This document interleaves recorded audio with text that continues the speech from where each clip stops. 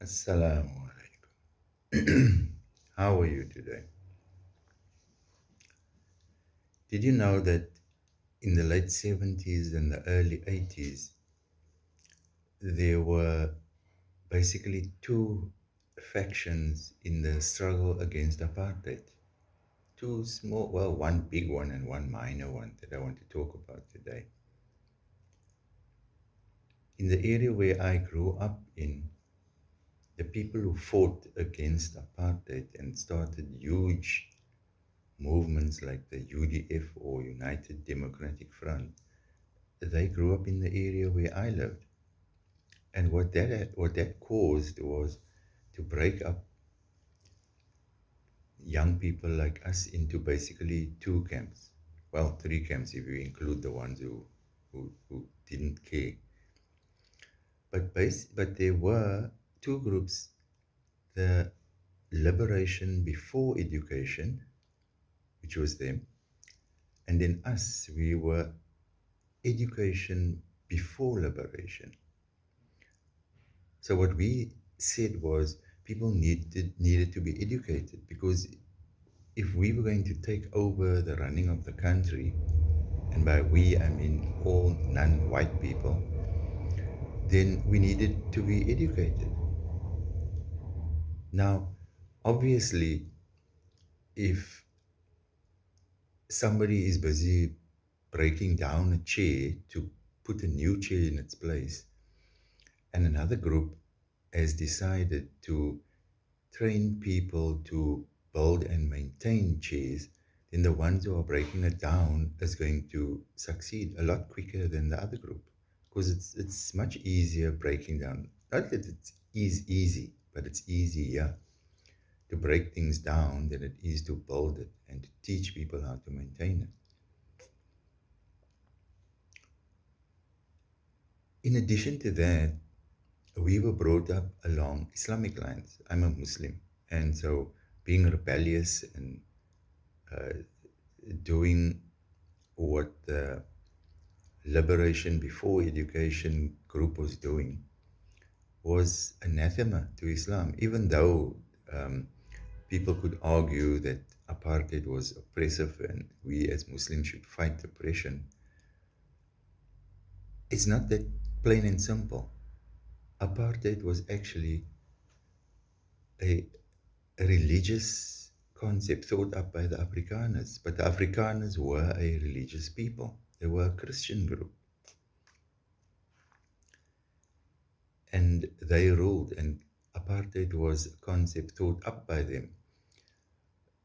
It started from a whole notion of separate development. So they wanted to give the different groups their space and the areas to live in where they could develop along their own lines.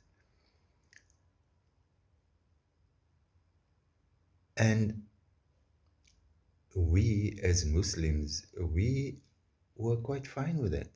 We wanted to be in our own areas. I mean, personally, I wasn't interested in associating or having relationships with a female of another race group. As a Muslim, you would want to, and I did marry a Muslim girl. I'm still married to her.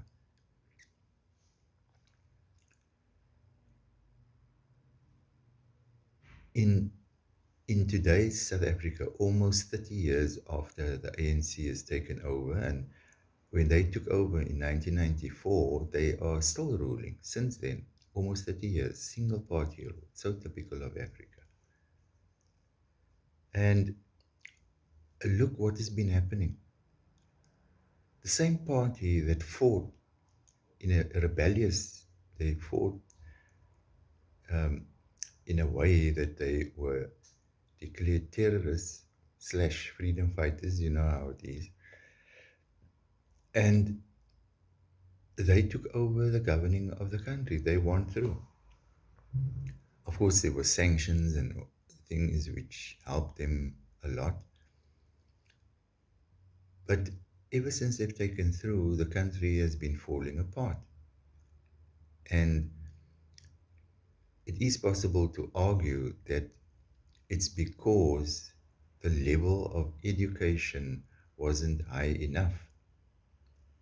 I mean, for democracy to work, you need a high level of education, which will give you the sophistication, the level of sophistication that is required in order for the democracy to succeed. Look at the USA. Their education level is not that high. And so democracy is creating all sorts of problems. You must understand that in a nutshell, democracy is something where people can basically do what they want to. One of the things that stands out about democracy is the euphemisms that it uses. It uses these nice words to cover up for many things. And one of the euphemisms is freedom of choice.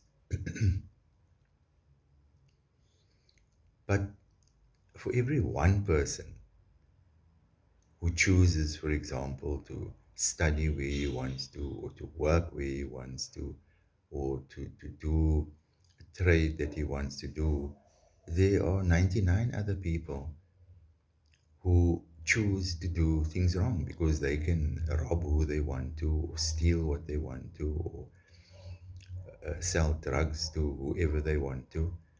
And that is why crime is rampant, especially with a government that is not creating jobs. Unemployment is soaring. And so desperate people uses desperate means to put food on the table.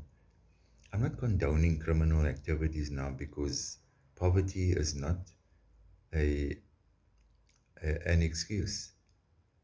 But as a Muslim, when you fast every year during Ramadan, then you know that if you have no iman, you would do anything to appease that hunger.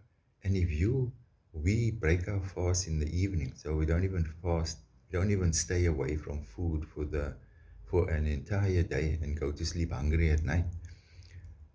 But imagine what it must be like to do that for 3 nights in a row. And you see your children also crying and going to sleep like that for 3 nights in a row. That is what's happening here in South Africa. And it's getting worse. It's getting worse. So, in that sense, we who said that we need to be educated before we can be liberated, we lost out. And we weren't as well known. It's not as if the whole country knew that there were those who chose to educate young people and be educated themselves before freedom, because we knew freedom would come about, and pushing it and forcing it to happen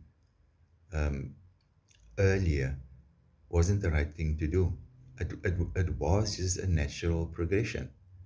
And fighting and bombing and killing people who go to restaurants to go and have something to eat, you put a bomb there, innocent civilians.